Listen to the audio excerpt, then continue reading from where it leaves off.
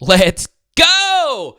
LSU lands Emanuel Tucker, 4-star offensive lineman from Mississippi. Comment below your thoughts on this pickup, and I'm going to give you an honest review after watching him for a full day. You're looking at some of his highlights in the background, and at the end, we're going to talk about a silent LSU commit that really went under the radar. Okay, so let's first start off with the actual recruitment. LSU had to hold off Ole Miss and Mississippi State to get this Mississippi player, and honestly, the credit should go to Brad Davis. You know, I was able to get to know Carius Kern, the big pickup in the last class for LSU, and Carius would continuously tell me how big of a connection Brad Davis was to him, making that trip from Arkansas and actually taking a player of that caliber, Carius Kern, from Brad Davis's own mentor and Sam Pittman. So when it comes to being an elite recruiter,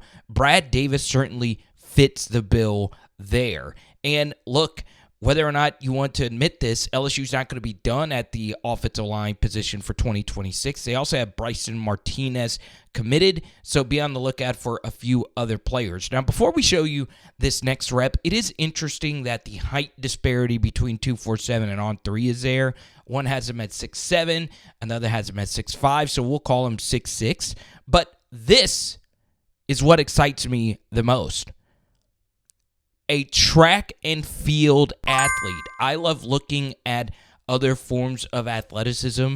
He also plays some basketball mixed in there as well. And the thing that really stands out to me when watching Emanuel Tucker is that it looks as if he takes the art of run blocking very seriously. So coming up in a moment, you'll see a really fun rep. It's actually this one right here, where him blocking down on that 4-eye is what actually scored this touchdown. Once you see this rep again, look at how far he cleaned that guy out, and the quarterback was able to run exactly where the chalk outline was. Somebody get the caution tape out. That is some really, really good stuff there. Now, as far as Emanuel Tucker, the player, you know, this is just his huddle highlights. I was able to obtain some full game footage of watching him. It's very important to be patient with a player like this, right? There's not many 6'5", 6'6", 6'7" guys walking around, and that's part of why the development is going to be key. You know, there's been in the NFL more of a push, not necessarily push, if you will, but there has been more openness to 6'6", 6'7" types of guys playing offensive guard, but anytime you have a 6'5", 6'6" guy, you want him to play tackle.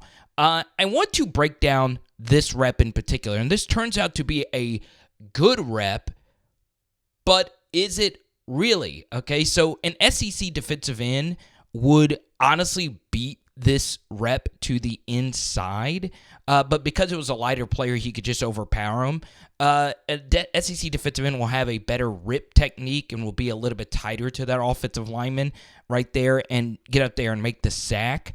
But at the same time, if you're a right tackle with the right-handed quarterback, you're a little bit more open to letting a guy beat you to the inside while the QB can easily break contain. So not the worst rep in the world, but as you can see, foot speed in some of these pass sets is something that will be developed under Brad Davis's tutelage. So, you know, for me, when it comes to high school players, the single most important position to recruit out of high school is the offensive line position. It's not the quarterback position. 66% of starters in all of Power 4 are transfers. Wide receivers, mostly transfers. You can get, honestly, any position out of the transfer portal, really except offensive line and defensive line, where not only do you need quality, you also need numbers, right? There's 5 offensive linemen on the field at one time. And by the way, this looks a little bit different.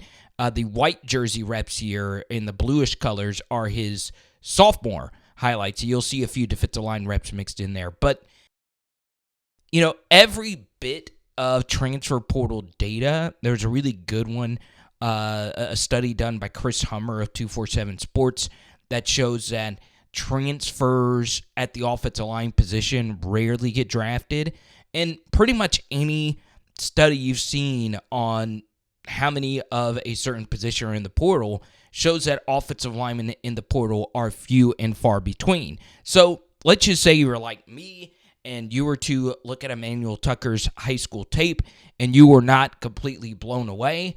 Well, that is actually a little bit more common when you watch high school offensive linemen than you would probably think, because these are indeed developmental athletes, right? This is different. You can't just go to some 7-on-7 camp and work on your wide receiver releases. It's a little less of a translatable position in my mind, and you just got to get these types of athletes in your program and just hope that they develop into something, right? Rarely is there, technical guys like Will Campbell and Emory Jones just ready to give you starters reps at offensive tackle in year one, and that is certainly not the plan for Emanuel Tucker. I think the most likely scenario for his development is him come in, redshirt, and then around that year two-ish be maybe that sixth man off the bench, and then in year three, he becomes your 3-year starter as an offensive lineman. So I like him. Athletically, you really do see it. The track and field background, the explosiveness in particular in the run game. You also see the defensive line reps that are very tasty as well. You could see that he does have tenacity in his game.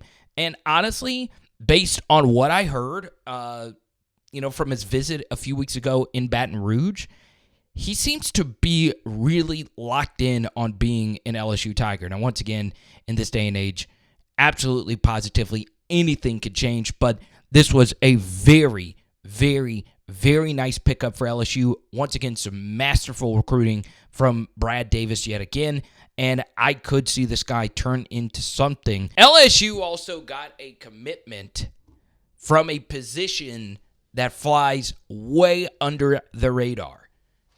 Gavin Higgins. Let's talk kickers. Parkview Baptist High School. I believe that's where Derry Beckwith played. Lyle hit as well. So, obviously, in Baton Rouge, you'll love to see it.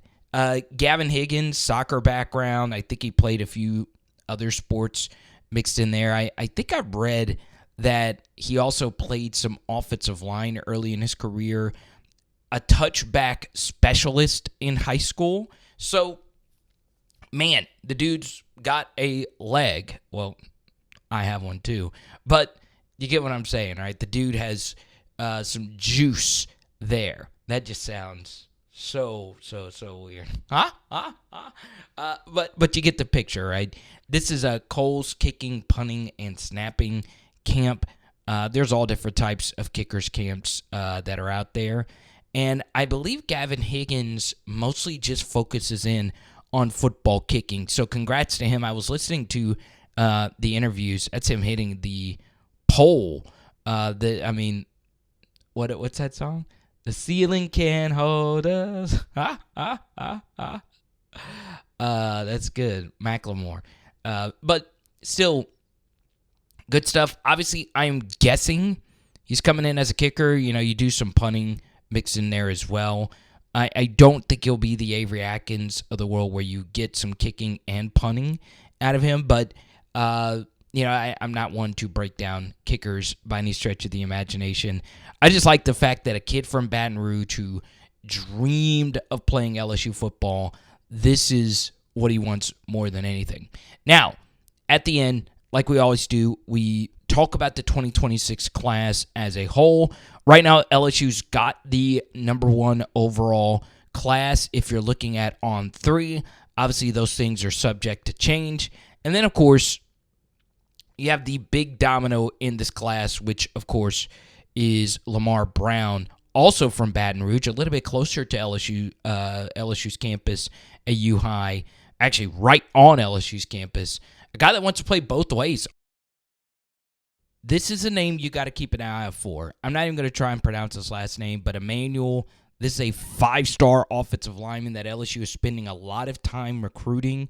His commitment is coming up on August 5th, I believe. So cross your fingers, because those 5-star offensive tackles oftentimes are big-time program-changing players. It is! Power Hour LSU. Boom! And tonight, we're doing eggs and bacon. Let's go.